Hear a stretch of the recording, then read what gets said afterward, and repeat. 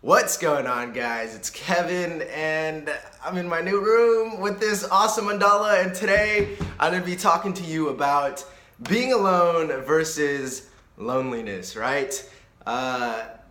Some people right off the bat are probably thinking I'm making this video because I'm lonely, and I just wanted to, use this way to comfort myself.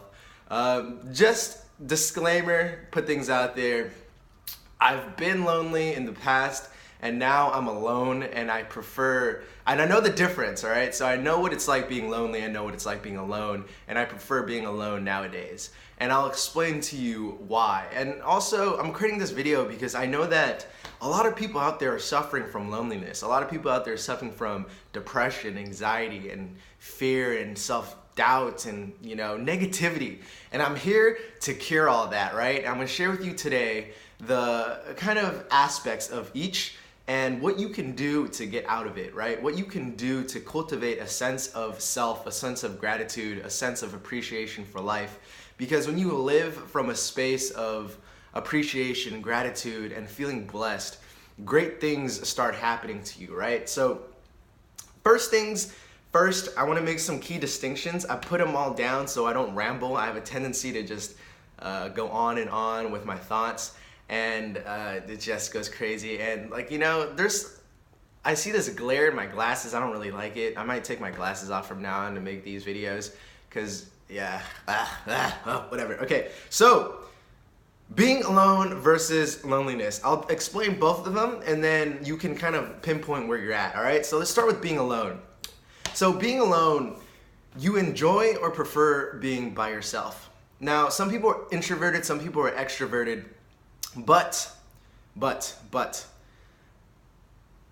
even introverts themselves, they require some degree of sociability. If they don't get enough sociability, they're gonna get depressed, they're gonna get sad, and they're gonna end up being lonely, right? Being alone, enjoying it, preferring to be alone is a very distinct quality that you have to be able to understand and grasp, because you can get it confused with loneliness. They kind of blend, they overlap. But here's the second thing, right? Being alone is a time where you can connect with yourself and explore who you are. In this space, you can create. In this space, you can dance, you can sing, you can read books, what I love to do, where it can create videos. I can really investigate who I am, right? There's a good saying that goes by, some ancient philosopher that says, know thyself, right? In the space of being alone, you can sit down and really reflect upon who you are. And that's why I enjoy being alone so much, because during this time, I can really just improve. I can take that time, energy, and attention, and I can uncover who I am on the inside, and I can read, I can learn, I can do all kinds of nice stuff and vision, and spend that time developing myself. And once you develop yourself, opportunities show up, people become attracted to you. And that's kind of what it's like being alone, right? Being alone isn't negative at all. Being lonely is. I wouldn't say negative, but it's not as pleasant. Being alone is definitely pleasant if you choose to be alone, right? And yes, that concludes what being alone. Mainly, being alone is a conscious choice, and it's a place where you can really just be with who you are. That's it. But now, on the other hand, loneliness. All right, loneliness is when you feel a disconnect to yourself and others. All right, loneliness is when you feel a disconnect to yourself and others, and you feel as though you are against the world, or that no one understands you, right? That's what being alone or lonely feels like. I know, because I've been there. Now, I can't say that's the same for everyone, but I can only imagine that it's deviations of a similar experience, right? And let's talk about where this stems from, because I think loneliness has a cause. And the cause can be a multiple of factors, but personally from my own experience and what I have observed in others, loneliness stems from a lack of self-acceptance, right? Lack of self-love, lack of positivity in your life. You might criticize yourself. You might nitpick at your downsides. You might nitpick at your weaknesses. You might say, I'm not good enough, or that, people just don't understand me. I'm just different and unique. And because of that, you separate yourself from others. And when you separate yourself from others, it manifests in your experience as people can't get to you. People can't become your friend. People won't understand you, either because you're not good enough for them, you feel like you're better, or both. And when you have both in this situation, best guarantee you ain't gonna have no friends. And because of that, you become more negative. You become more down, right? Your experiences confirm your thoughts and beliefs and feelings about yourself. And because of that, you create this vicious cycle of, I'm different, people don't understand me, I don't have any friends, and that thought process attracts events and situations that confirm that. And it's a self-perpetuating cycle, self-fulfilling prophecy. But for the people out there who are lonely and they don't understand who they are, or people, oh damn, I gave it away. People who feel lonely and say that people don't understand them, I have a question for you. Do you understand who you are? Because until you understand who you are and you accept yourself, other people will not accept you. And that's something powerful to meditate on, right? Take a moment to rewind the video and really think about what I just said, right? When you don't think other people understand you, do you really understand yourself? If you don't understand yourself, if you don't understand your shortcomings, if you don't understand your flaws, your downsides, your conditioning, everything that other people will say all their criticism, all the things that they say will simply be against your defense mechanism. It won't come through to you. And because of that, you feel like they're against you. Instead, they're trying to help you, right? And that's the first part, right? It typically stems from a lack of self-acceptance, a lack of self-love, and either previous experiences you've had with other people that weren't so flourishing, weren't so pleasant, right? You might have had bad relations with other people, and because of that, you base that experience off, other people don't like you, right? Or you don't get along with other people. I'm gonna give you a quick story that illustrates this point, right? It kind of ties into your conditioning, your past conditioning. So in high school, I was really depressed. I was really, I had family problems.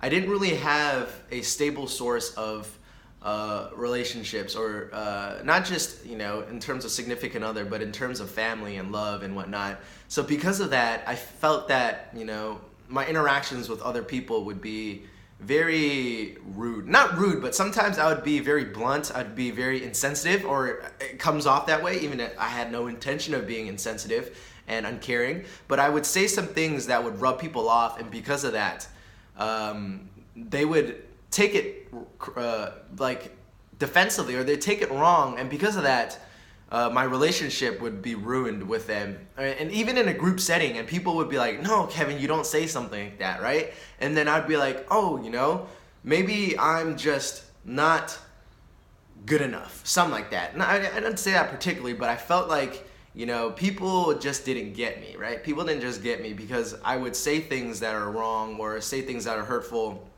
and because of that, I would withdraw, and I would just feel like it was me against the world. And because of that, all this conditioning and experience that I had just kept confirming my belief about myself. And that's what it means by condition. That's what it means by past experiences, right? And until you can let this shit go, until you can accept yourself, you're gonna be lonely, you're gonna be alone. And another thing about loneliness too is it's part of your evolution, right? People say it's a period of being, it's the dark night of the soul, or That might be a different experience, or it's a time where you just need to be alone, right? It's just a time where it's better for you to be alone. Why? So you can do reflection. So you can self-reflect on who you are and what you're meant to do on earth. Your purpose, what drives you, who you are. That loneliness that I've experienced served as a way to really turn myself inwards. And if I didn't have that moment, I wouldn't be who I am today. And I will continue to grow myself because I take the time to investigate my strengths, my weaknesses, and understand my thought processes. And when I do that, I feel like it can help people better. And that's ultimately what loneliness can do for you. It can kind of shed away all the layers of bullshit and really go under who you are as an individual, right? Okay, there's gonna be two parts to this video because it's gonna be way too long. But another thing about loneliness is that you might have spent too much time alone. If you spent too much time alone, it's gonna start festering negativity. And when you start festering negativity, it's gonna lead into what I've said earlier about the perpetuating cycle, that people don't understand you, you feel like you're either not good enough or better, or some sort of deviation within that. And because of that, you create experiences and situations based off of the beliefs that you have in your head, and you cause loneliness. Too much alone time equals loneliness, in my opinion. And everything's about having a balance and moderation, but I see this as, okay, loneliness when you're alone. Loneliness should be a time that you self-reflect on who you are. It's a time for you to evaluate your life and become, or to kind of understand who you need to become. So enough with being alone and loneliness. What can you do if you're feeling alone? Because I think loneliness is the precursor, or it's like the step before when you can be alone. So loneliness steps towards aloneness. Aloneness and loneliness are two different things, and you have to be able to understand the differentiation between the two. So what can you do? The action steps. So the very first thing that I wrote here is to rekindle the foundation for loving relationships, right? Rekindle the foundation of loving relationships for yourself.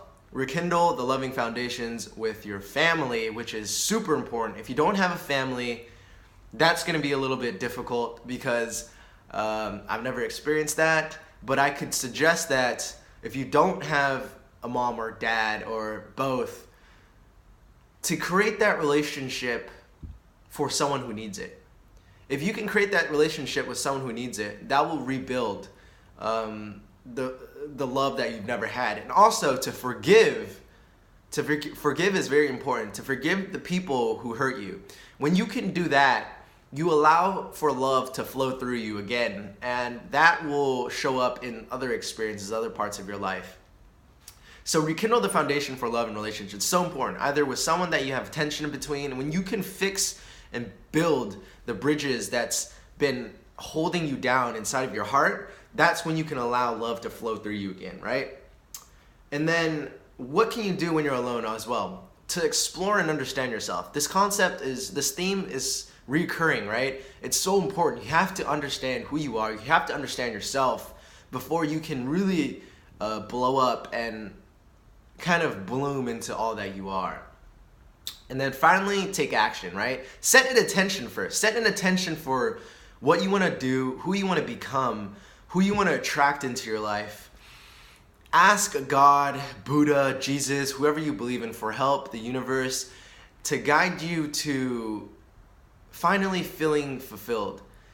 And set an intention for whatever it is that you want in your life, and then start acting, right? Start joining circles, start joining groups, start joining organizations, start speaking to strangers, and then watch the magic of the universe flow through you and work onto you. And guys, life will get so much better. You'll go from being lonely to being alone, or you'll choose to be alone, because you'll understand that being alone is so awesome, you know? You can just do so much in your alone time. But then again, you don't want to be alone for too long, because loneliness will creep in and kind of eat at you, right?